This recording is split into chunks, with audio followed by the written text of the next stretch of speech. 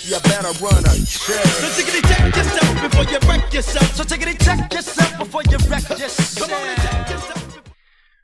I guess the term ultimate watchtower activist rightfully belongs to Ray Franz, if it belongs to anyone at all. He's the one that helped make sense of what's happened to us when we learned the truth about the truth. When we read Crisis of Conscience and In Search of Christian Freedom, we were able to connect the dots. John Cedars is not the first person to have pirated Ray Franz's work.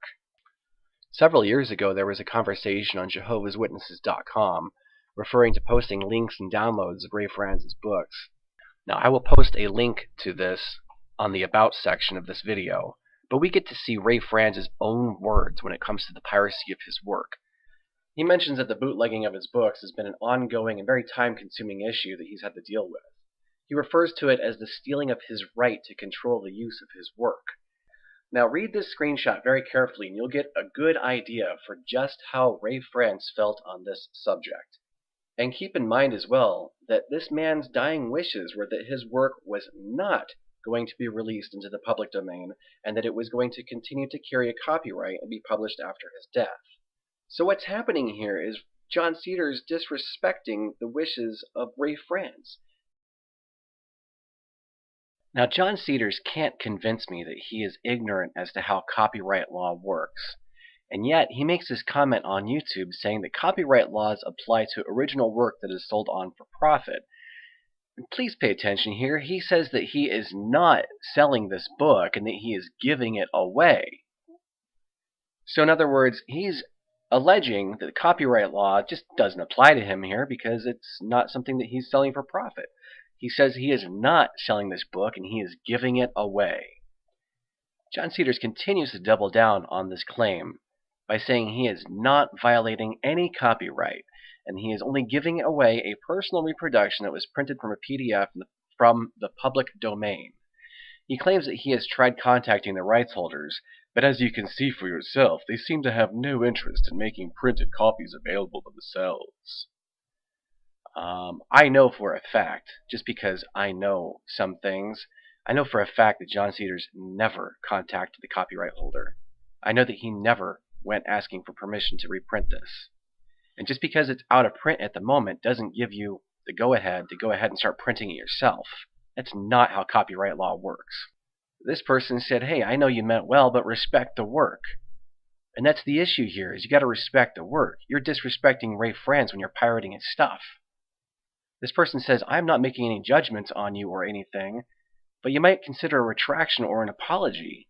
We are better than this, man. Of course, John Cedars says, if you think I need to apologize, then I'm afraid you've been duped by propaganda from the evangelical wing of the movement. You don't understand the situation. And that leads me to my next point, is John Cedars starts to try to muddy the water, and he's throwing this strange red herring argument into the mix, saying that people are only after him because he's an atheist. Everybody hates him because he's an atheist, because just a bunch of meanie Christians out there that are picking on him. Eventually, though, we catch John Cedars backpedaling. He starts trying to pull Paul Grundy into this. He's the guy that runs JW Facts. Now, this is all in reference to the back cover of John's bootleg copy of Crisis of Conscience, where he has his JW Survey logo on there, but he also has JW Facts.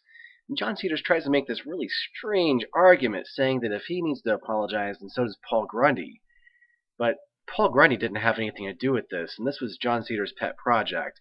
So, in a second here, you're going to see just how slimy this whole thing is, and why I felt compelled to make these videos exposing this. Because John Cedars is lying to the XJW community, making money off of it, all while disrespecting Ray Franz and treating you guys like you're a bunch of idiots. Do yourself a favor and pause this and read this screenshot. John Cedars here says that basically this entire thing has been debunked, says that it's not his fault, and continues to throw Paul Grundy under the bus and muddy the water with the just being persecuted argument that he's pulling up here. But he continues to take absolutely zero responsibility for his actions here, saying that trying to pretend like everybody else is just crazy for having some sort of a problem with John Cedars illegally distributing and selling Ray Franz's work. It doesn't matter if he's selling it for profit or not for profit. It's still illegal what he's doing. It's really greasy. Now, after all of those comments, John Cedars eventually does admit that he is aware that he is in violation of copyright. He said that, "I didn't mean it isn't copyrighted, merely that it was being freely circulated in digital form online." So he talks about how singling him out for giving away is so ridiculous, and he said that at no point would he suggest that Crisis of Conscience isn't copyrighted. It certainly is. So why are you arguing with people on YouTube and berating them in the comments section, trying to make other people feel stupid when they're saying, "Hey, this is a copyright issue," and you're saying, "No, it's not. It's not a copyright issue." And everybody else is saying, "Wait a minute, no, yes, it is." And you're, "No, it's evangelicals. It's just an atheist attack. It's those mean Christians." What can I say, Mike? Mike's the one that threatened me. That's the real issue here. Everybody, look over here. Don't talk about the subject matter at hand. Let's just deflect. Let's change the subject. Oh no, and don't accuse me of Watchtower argumentation on this either, because you're just a jealous asshole. And then a couple of days after his original YouTube post giving it away, he has a blog post on JW's survey talking about the trouble with apostates. Now, I'm not going to do a line item refute of this blog post because I don't want to give any sort of legitimacy to his arguments here, because he's way out there in conspiracy land. John Cedars tries to muddy the water by turning this argument into some sort of feud between Mike and Kim. I saw him in the comment section say that people only cared that he was pirating Ray Franz's work because of their affiliations with Mike and Kim. It's ridiculous to the nth degree. It's interesting how he provides link to a screenshot of a cease and desist order that was ordering him to refrain from basically ever mentioning Mike and Kim on his website ever again, and yet you don't see a link to any sort of screenshots or any sort of evidence when he accuses them of labeling him as a sexual predator, a stalker, cyberbully, cult leader, blah, blah, blah, blah, blah, and then taking a play right out of the Watchtower playbook. He labels people and starts trying to draw some sort of weird line in the sand, defining people, different kinds of, putting people into groups and labeling them just like the Watchtower does. Now you've seen it here, people. This is polarizing. This is designed to try to put people into different camps and pit people against each other. What kind of an activist are you? Oh, I'm a this or I'm a that. I'm a strategic. Oh, I'm more of an armchair activist. Oh, really? Oh, I'm an aggressive activist. Check out my megaphone. This is muddying the water. This is ridiculous. This blog posting is embarrassing. Whoever runs his website, I would be embarrassed if I was you to be affiliated with this guy at this point. There's no credibility at all. Oh, but we're just getting started. A few days ago, I was approached by somebody who used to support John Cedars. They supported John Cedars when he was trying to get his website off the ground, sent him money, and did everything they could to help promote JW's survey. Now, his opinion has shifted on John Cedars just a little bit, you could say. But this guy decided to do a little bit of sleuthing, and he got a hold of the email for the Romanian publisher and decided to send him an email.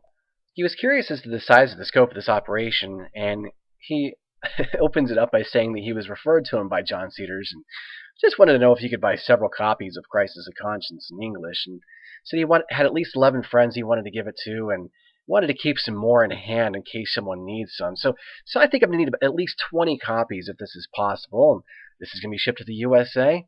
Thanks. So this Romanian publisher writes him back and says, "Thank you for your interest. Of course it is possible." Quotes him a cost of $200 for the books, $10 a piece, and says that the shipping would be about $120, and that he would let him know when it's in stock. Okay, fair enough. Digging a little bit deeper, because that's kind of interesting that, well, why aren't they in stock? Does it need to be special ordered? And this last email is the reason I made this video. This is why I felt compelled to expose this guy, because he's treating us like we're all a bunch of idiots. He's lying to all of us. He's lying to everyone. This email says, "Yes, I waited these 2 weeks since Cedars and I set this arrangement to see how many orders I get through the email. And I'm printing these books on demand via digital printing service. I now have a sufficient quantity of orders for the books to be arriving on Tuesday." He says that he placed the print order today, and after that it takes about 2 calendar weeks to ship from Romania to the US. So John Cedars was far more involved in this situation than he was letting on. And to think that this is how he concludes his blog post, saying that for the record, I do not say there is anything wrong with my offering an unauthorized copy of Crisis of Conscience. I merely say that I'm not going to apologize or take any responsibility for it, and everybody can just stuff it because, this issue is between me and the copyright holder. The fact that I'm lying to the entire XGW community and making money off this is none of your concern. And if you want to continue complaining about this entire thing, you must also rebuke everyone, including Paul Grundy and Mike and Kim and everybody. No, man, this is wrong. This is an embarrassment, man. This is the face of someone who's become the embarrassment of the XJW community. James Lloyd Evans, you owe everybody an apology. You owe the XJW community an apology for lying to us while trying to make money off of us. You owe an apology to Mike and Kim. You owe an apology to Paul Grundy. And you owe an apology to Mark and Cora. And you also owe an apology to Ray Franz.